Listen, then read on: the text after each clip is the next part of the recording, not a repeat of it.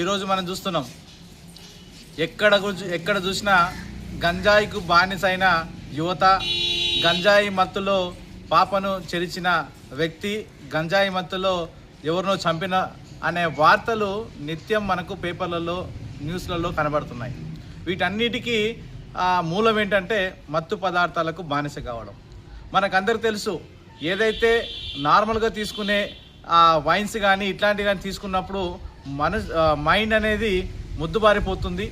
కానీ గంజాయి తీసుకుంటే విపరీతంగా బ్రెయిన్ పనిచేయకుండా, మనిషిలాగా ప్రవర్తించకుండా పశు ప్రవృత్తికి ప్రవర్తించే విధంగా వస్తుంది. మనకు తెలుసు, అదే గంజాయి మత్తులో మనిషి అనే మర్చిపోయి ఒక కన్న కొడుకు తండ్రిని రాయితో చంపి తలని నుజ్జు చేసిన ఘటన కూడా మన గతంలో ఇబ్రహీంపట్నం సైడ్ చూసాం, కొల్లాపూర్ వాసి.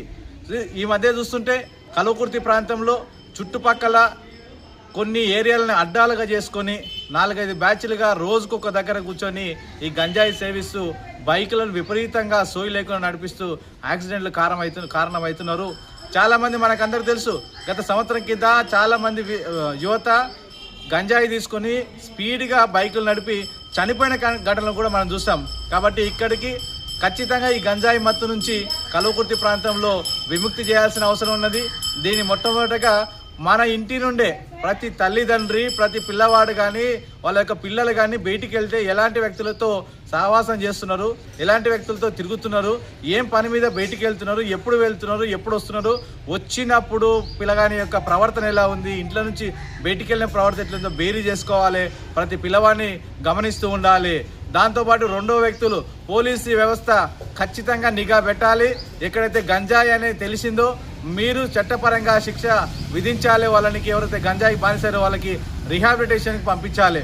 వారితో పాటు ముఖ్యంగా ఈ సమాజంలో ఉపాధ్యాయ వర్గం ఉందో, అధ్యాపక వర్గం ఉందో, వీళ్ళు కూడా తల్లిదండ్రులు, అధ్యాపక బృందము, ఉపాధ్యాయులు, పోలీసులు కలిసి ఈ గంజాయి నివారణ కోసం యువతని ఆ దారిన పోకుండా సన్మార్గంలో నడిపించే విధంగా అందరూ కృషి చేయాలి. ఈ మధ్యన కల్వకుర్తిలో చాలా మంచి సొసైటీలు, స్వచ్ఛంద సంస్థలు కూడా పనిచేస్తున్నాయి. మేము కూడా రాబోయే కాలంలో ఈ గంజాయి నివారణ అంశం మీద పనిచేస్తామని తెలియజేస్తూ, మరొకసారి డ్రగ్ ఫ్రీ సొసైటీగా, డ్రగ్ ఫ్రీ కల్వకుర్తిగా మీడియా మిత్రులందరూ కూడా కలిసి వచ్చి, పోలీసులందరూ కలిసి వచ్చి, తల్లిదండ్రులు, ఉపాధ్యాయులు, అధ్యాపకులు, డాక్టర్లు, పోలీసులు, మీడియా మిత్రులందరూ కలిస్తే ఈ కల్వకుర్తిని డ్రగ్ రహిత కల్వకుర్తిగా మనం మార్చుదాం. ఆరోగ్యకరమైన యువతని రాబోయే తరానికి, ఈ దేశాన్ని ఏలే నాయకత్వాన్ని అందించడానికి కల్వకుర్తి నుండి ముందడుగు వేయాలని కోరుకుంటున్నాం.